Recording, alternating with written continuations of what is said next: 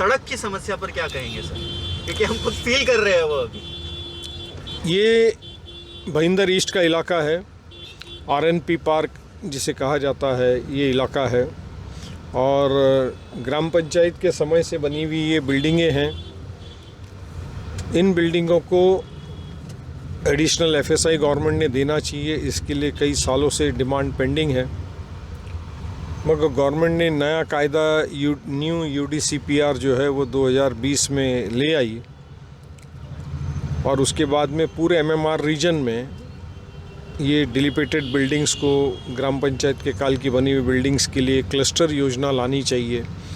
ये लोगों की डिमांड्स रही, मगर आज तक सरकार इस पर चुप बैठी रही। आज जब इलेक्शन आया है तो इन्होंने एक जीआर निकाल दिया है कि इसके लिए हम ये कायदे में प्रावधान करना चाहते हैं, इसके लिए ऑब्जेक्शन सजेशन।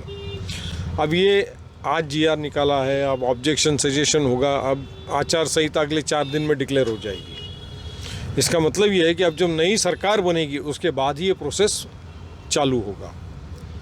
ये मैंने इसलिए बताया आपको कि महायुति की सरकार कितनी निष्क्रिय है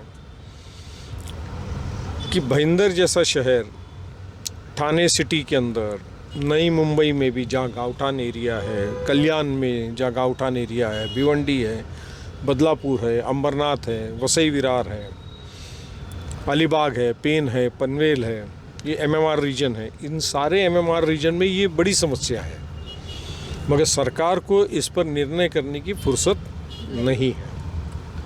रोड की जो बात आपने करी, रोज़ पिछले 10 साल से हम पढ़ते हैं कंक्रीट रास्ते के लिए 100 करोड़ रुपए लाए, रास्तों के लिए 1000 करोड़ रुपए लाए, फला रास्तों के लिए इतने पैसे लाए, और क्वालिटी ऑफ रोड आपके हमारे सामने है।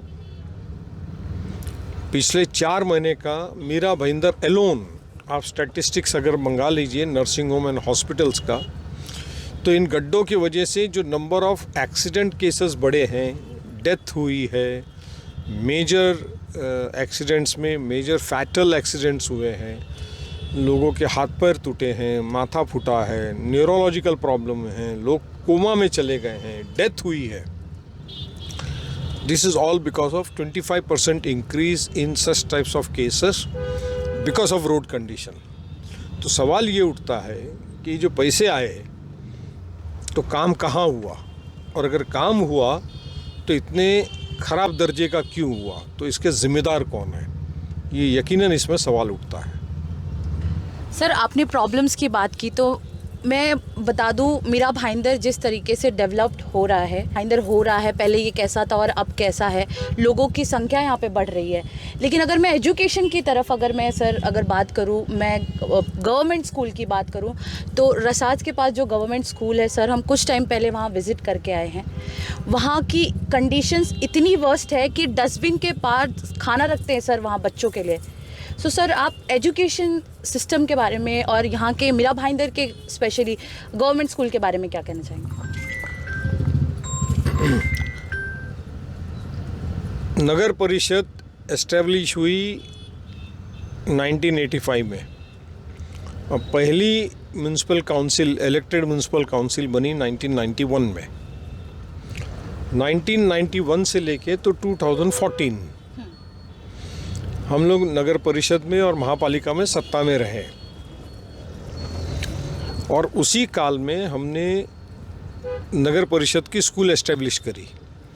जो ज़िला परिषद की स्कूल थी वो हम लोगों ने टेक ओवर करी, और उन स्कूलों को जो 4वीं तक थी उनको 7वीं तक, फिर उसके बाद में और आगे तक की बढ़ाई। आप जो कंडीशन बोल रही हैं कि स्कूलों की हालत ख़राब है, आज मीरा भाईंदर में म्यूनसिपल स्कूलों की हालत ख़राब है, ये बिल्कुल सही बात है। और मैं वही कहता हूँ कि राज्यकर्ताओं ने एजुकेशन एंड इंफ्रास्ट्रक्चर उतना ही इम्पोर्टेंट है जितना इंफ्रास्ट्रक्चर इम्पोर्टेंट है, उतना एजुकेशन इम्पोर्टेंट है। रास्ते पे आप चलते हो तो मंजिल तक पहुँचते हो, बच्चे एजुकेशन अच्छा पाएंगे तो वो अपनी ज़िंदगी की मंजिल तक पहुँचेंगे, और अगर उनकी क्वालिटी ऑफ एजुकेशन ख़राब है, उनका इंफ्रास्ट्रक्चर ख़राब है, तो इसके लिए जो ज़िम्मेदार है 10 साल से राज्यकर्ता, जो महापालिका में 10 साल से सत्ता में हैं बीजेपी, मीरा भाईंदर में 2014 से, वो जिम्मेदार है उसके लिए। 10 साल से आमदार उन्हीं के हैं, खासदार उन्हीं के थे, सरकार उन्हीं की है, आज भी सरकार उन्हीं की है। तो म्यूनसिपल कमिश्नर उनका है, इलेक्टेड बॉडी उनकी है। तो अगर एजुकेशन इंफ्रास्ट्रक्चर ख़राब है, एजुकेशन सिस्टम ख़राब है, तो उसके लिए ज़िम्मेदार वही लोग हैं जो सत्ता में हैं।